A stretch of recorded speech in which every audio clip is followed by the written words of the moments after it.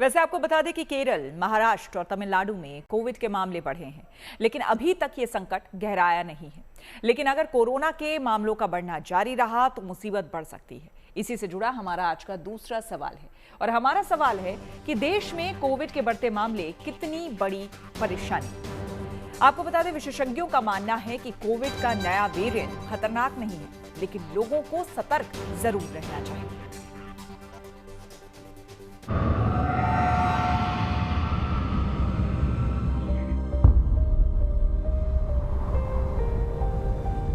देश में कोविड के मामले बढ़े हैं। बॉलीवुड अभिनेत्री निकिता दत्ता और उनकी मां कोरोना पॉजिटिव पाई गई हैं। उन्होंने खुद सोशल मीडिया पर इस बात की जानकारी दी है। फिलहाल निकिता घर पर क्वारंटाइन में हैं और उन्हें हल्के लक्षण हैं। इससे पहले एक्ट्रेस शिल्पा शिरोडकर ने भी सोशल मीडिया पर पोस्ट कर बताया था कि वो कोरोना पॉजिटिव हैं।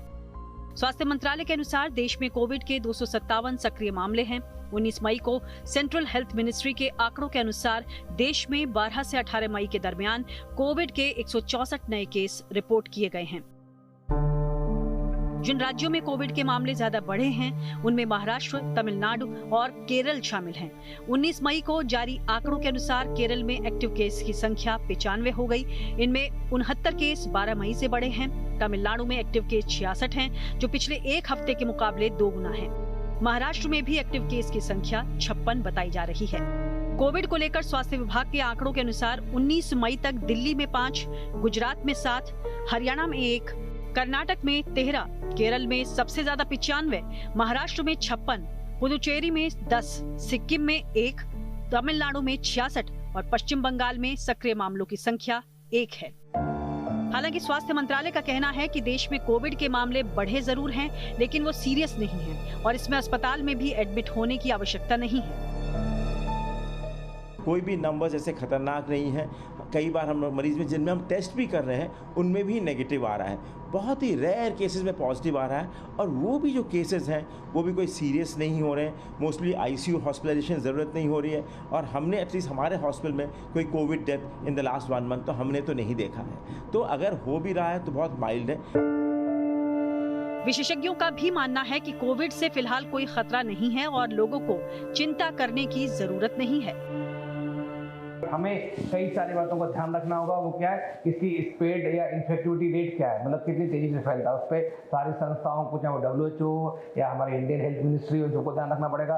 कितना तीव्र फैलता है, कितना ज़्यादा हानिकारक है, कितना खतरनाक है, कितना जाके सीरियस इलनेस कर रहा है, कितना lower rate respiratory tract infection कर रहा है, मतलब निमोनिया के चांसेस कितने ज़्यादा है, ARDS के चांसेस कितने ज़्यादा है, कितनी मॉर्बिडिटी की परसेंटेज और क्या मॉर्टलिटी की परसेंटेज, मतलब मृत्यु दर क्या है। कोविड के केस बढ़ने को लेकर केंद्र से लेकर राज्य सरकार तक सतर्क हो गई है।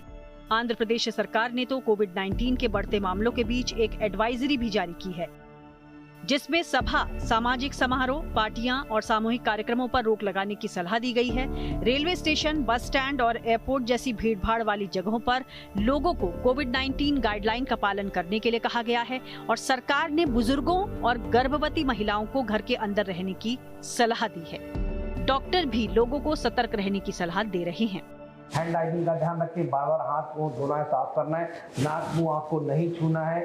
और क्या करना है, अगर आपको कोई सिम्टम्स होते हैं, कफ, कोल्ड, कोराइजा या चेस्ट पेन है, ब्रीदिंग डिफिकल्टी या रनिंग नोज, ऐसे सिम्टम जिनको हम बोलते हैं ILI, इन्फ्लुएंजा लाइक इलनेस। अगर इन्फ्लुएंजा लाइक इलनेस के सिम्टम्स आते हैं तो अपने आप को घर में आइसोलेट करें और डॉक्टर से अपने संपर्क करें।